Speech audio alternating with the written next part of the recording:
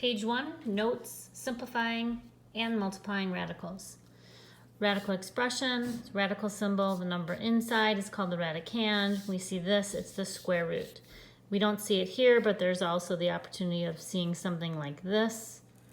That means the cubed root of a value. That means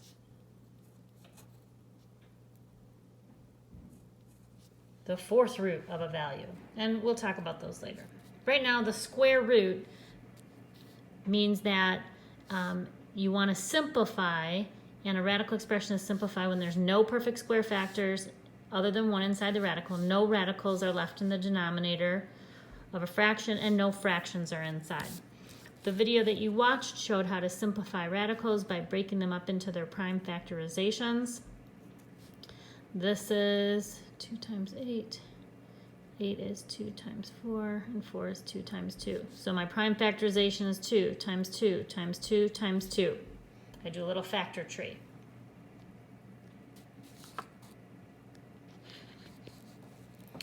Then the video said to write any pairs as squares. I just circle pairs. So this is a pair of 2's. So since that's 2 squared under the square root, it'll come out as a 2. This also, this pair, you can write as 2 squared. Underneath a square root, it comes out as a 2. And there's nothing left underneath there. Square root of 16, 2 times 2 with nothing left under the square root, so that's 4. Now, I could have recognized that the square root of 16 is 4, but I'm just showing you that if there's nothing left underneath the square root, there's no additional values other than the pairs, then nothing will show up under a square root and it won't be in the final answer. For the square root of 27, his prime factorization is 3 times 9, and 9 is 3 times 3. So my prime factorization is 3 times 3 times 3. This 3, and this 3 will all multiply to give you 27. You find the pairs, that's a pair, so it'll come out as a single because 3 squared, the square root, is just 3. He does not have a pair, so he is going to stay home underneath the radical. And your final answer is 3 radical 3. The next problem, radical 32, break it up into its prime factorization. 2 times 16, 2 times 8, 2 times 4, 2 times 2.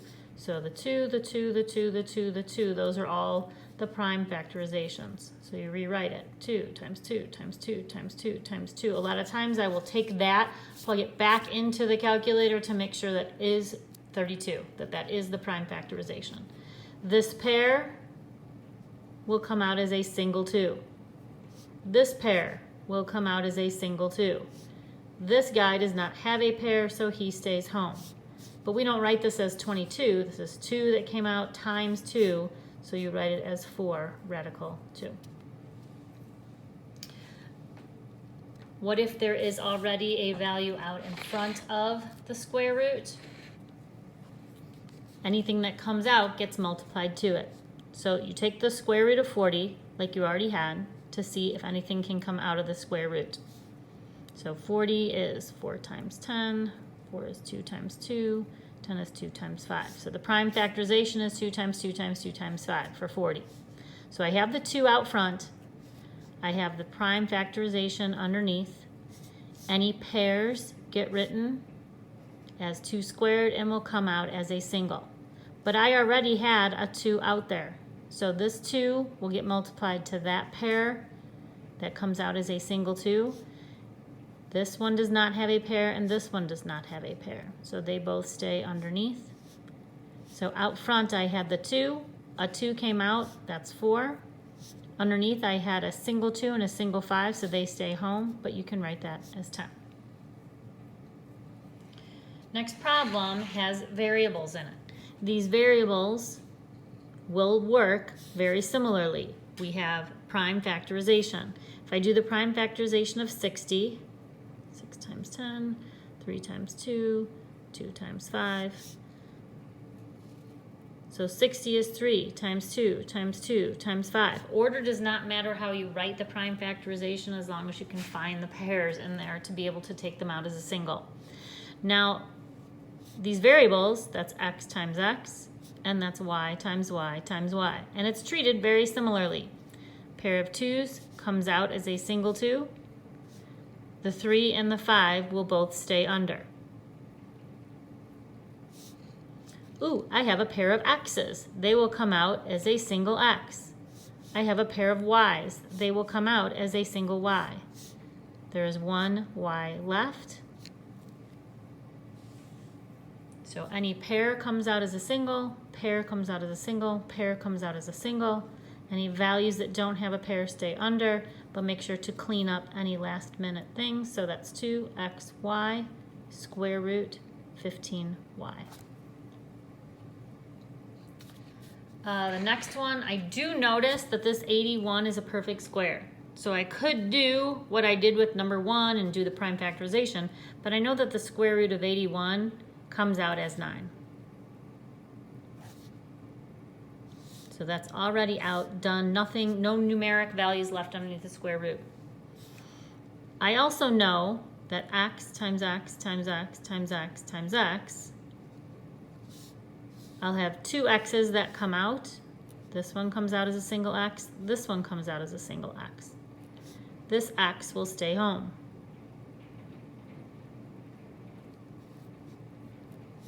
I have a bunch of y's. 1, 2, 3, 4. This pair and this pair. He'll come out as a single y. He'll come out as a single y. I have a bunch of, I have no y's left, so no y's go underneath. I have a bunch of z's. I have z, z, z, z, z, z. So 1, 2, 3 pairs of z's. So z times z times z is all out there. There's no z's left over, so nothing stays under. Clean this up. This is 9 x squared y squared z to the third, and only one little x was left home. Now we have multiplication of radicals. When you are multiplying radicals, values outside get multiplied, 3 times 2. Values under get multiplied, 7 times 21 is 147. But you still may be able to simplify this value like you did here. You have a number and a radical. Remember that if it's simplified, there are no perfect square factors or no pairs underneath. So I'm going to take 147 and I'm going to break it into its prime factorization. 147 is 7 times 21, which we just had here. 21 is 7 times 3, so it's 6, 7, 7, 3. 7 times 7 times 3 is my prime factorization of 147. If I have any pairs, they come out as a single.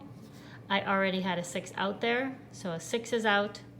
7 now comes out, a single 7 comes out, because that's 7 squared and square root. So it comes out as a single 7, and then this 3 has no partner, he stays home. 6 times 7, 28, radical 3. Same thing with the next problem. The numbers outside get multiplied outside, that's negative 10. The numbers under get multiplied under. 4 times 9 is 36. Now I do notice right away 36 is a perfect square. So I know it's going to come out as 6. I don't have to do a prime factorization if I can tell something is a perfect square. So I have a negative 10 already out there. The square root of 36 comes out as 6. So negative 60 is my answer. Number 9. 6 times 3, 18. 12 times 6, 72. I break this 72 down into his his prime factorization. I already know it's 12 times 6, so then I break it up from there. 6 is 3 times 2. 12 is 2 times 6, and 6 is 3 times 2. So I have 3, 2, 2, 3, 2. Again, I'm going to double check by typing that into the calculator just to make sure it is 72. 18 square root. 3, 2, 2, 3, 2. Pairs don't need to be next to each other to come out of the square root. Here is a pair of 2's. I can write that as 2 squared. Here is a pair of 3's. I can write that as 3 squared. So this 2 squared, this 3 squared, and this 3 are what's underneath the square root. So he comes out as a single 2. There's already an 18 out there. He comes out as a single 2. He comes out as a single 3. He stays home because he has no partner. So 18 times 2 times 3.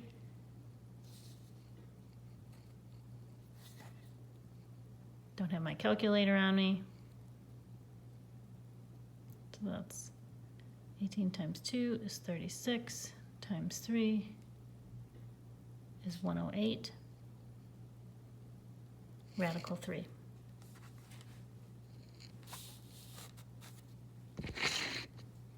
Number 10.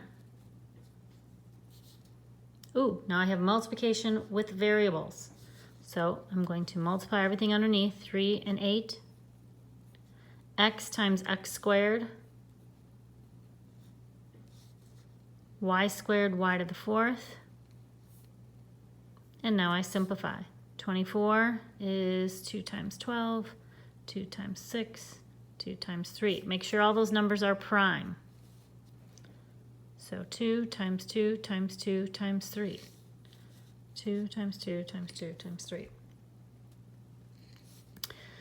2 times 4 times 2 is 8 times 3. Okay, just making sure. And then I can write these out unless I start to see 3, 4, 5, 6, a pattern. So if you start to see a pattern, you don't have to write all that down. Once you see a pattern here, you can use your shortcut. So a pair comes out as a single. A pair comes out as a single. A pair comes out as a single. A pair comes out as a single. A pair comes out as a single. He does not have a partner. He does not have a partner. He does not have a partner. They stay home. 2 times 3 times x. And you simplify. Out front is 2x. Y to the 3rd. Underneath the square root is 6x. So that is your final answer. Go ahead and try number 11 on your own. And I will do the work here. 5 times 15.